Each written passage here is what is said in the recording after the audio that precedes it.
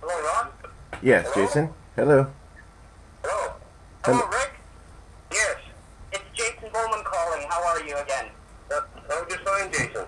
All right, brother. I have Ron on speakerphone here from California, and I have Paula here also from University of Western Ontario. Sure, good. Great. I Hi. hope you're all doing good this evening, folks. Wonderful. How are you doing, Rick? Ron, are you there? Yes. Can you hear me? Yes, we've got Ron and we've got Rick. Okay. Yeah. Okay, go ahead, Ron. All right, Rick. How are you doing? Oh, hanging together over here. Okay. Money's a little tight, but we're getting by. Okay. Well, we here at Medical Cannabis Journal really want to congratulate you on your recent Freedom Fighter of the Year award. Well, thank you. That's an award that comes with a lot of headaches, I think, because most people who get it wind up in jail. Unfortunately, we still want to congratulate you. Why do you think that law enforcement waited until you were actually in Europe to go ahead and raid your property?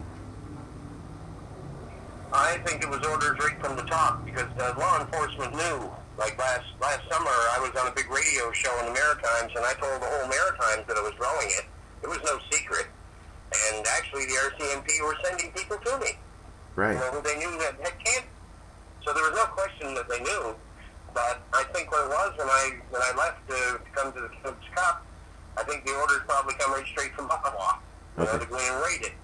But the whole raid was ridiculous. I mean, everything they said was a pack of lies. Okay. You know, they were going on about booby traps. There was 2 or 3 garbage bags on my back deck, and my son had put a few nails and boards around the garbage bags so the bears wouldn't get into them. Right. And that was their booby traps. And they went on about 70 pounds of hemp in the house. There was no house. There was nothing growing at my house. It had been harvested. I had produced the medicine and had distributed it. But you see, when I'm done with the plant material, when I'm done washing the medicine off, I just take the remaining plant material and throw it out in the backyard as compost. So I guess the police actually come in there with garbage bags and dug up compost from my backyard, and that was their 70 pounds. That's incredible. You know, the whole thing was just a pack of lies. They said something about restricted weapons.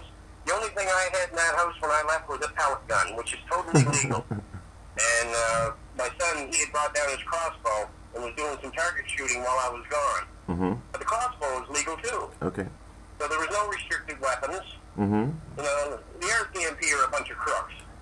As you said, the RCMP had sent people to you. At what point do you think their minds changed and decided to go the other direction? I mean, what made them change so much? Well, I think possibly just an order from Ottawa, but I would be willing to bet right now, if you took a poll of the RCMP around the area I live in Nova Scotia, I think you'd find 75% of the RCMP are in favor of what I'm doing. But there is a small percentage, you know, these deadheads that they give guns to that'll go do anything. Right. And I think that's what they did. Right.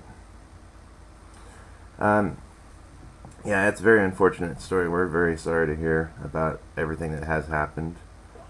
Kind of moving. I have no intentions of going back to Canada, so No I'm planning intention. on staying here in Europe. Yeah, I wouldn't have any intention either. How is it in Europe for you? Are you being treated well?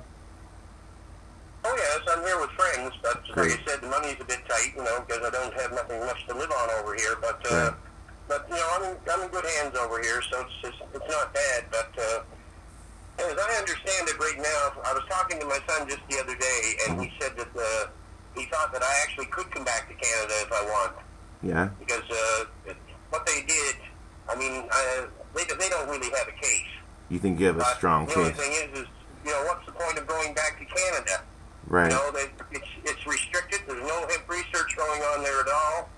So I'm probably better off over here in Europe. At least they are doing some research over here. Yeah, I was going to say, most of Europe does seem to have a bit different attitude towards cannabinoid drugs.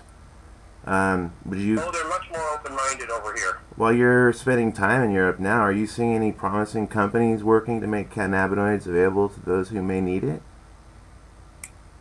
Well, what I'm trying to do is I've been in touch with several research groups over here. There is, like I said, there's a fair bit of research going on. So I'm hoping to try to get involved with these groups very shortly. Have you? I just wrote the book. I wrote the manuscript for the book about this whole thing. Great. And so I'm doing some articles now. I just sent out 2 articles to Weed World today in England. Uh-huh.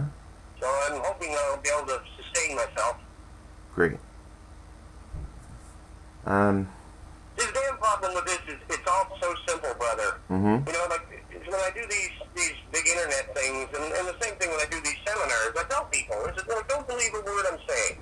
Simply go out and take 1 ounce of that bud, make the oil from it, and go put it on a diabetic ulcer or skin cancer and watch what happens. Yeah. Anybody can prove it. Yeah. Yeah. It's absolutely apparent that in the West, at least, it really is about revenue and profits, and profits are far more important than life, is it not? Oh yes, it's North America. I think is probably about the most corrupted place on earth. Mm-hmm. It's just awful what's going on over there, and I don't know what's going to happen, but the longer this truth is kept from the people, the worse the mood that they're going to be in the end.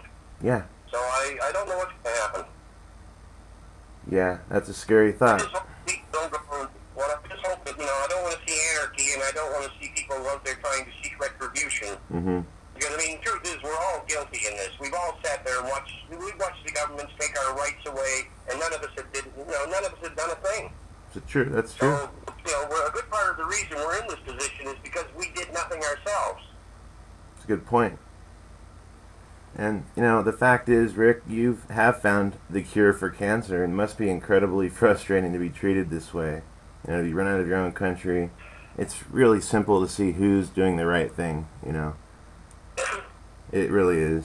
Well, I never ever claimed that I found the cure for cancer. Well, what I tell people is that they've known how to cure cancer for about 150 years. Right. And that's the absolute truth. Mm-hmm. They have known. But the only thing I can actually claim is that I've treated a wide variety of, I've treated cancer, but I've also treated MS, arthritis, all kinds of other diseases. Right.